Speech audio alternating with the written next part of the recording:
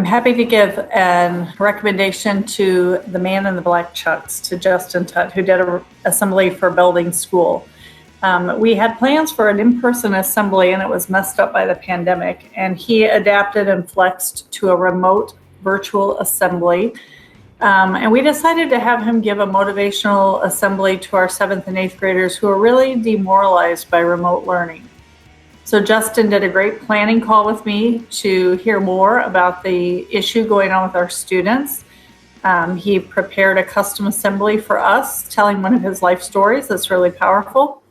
And during the assembly, he did a great job of connecting with our students and delivering an inspirational message. We heard kids raving about it after it was over, and it was a pleasure to work with him. I will definitely have Justin back at Belding and recommend him for school assemblies.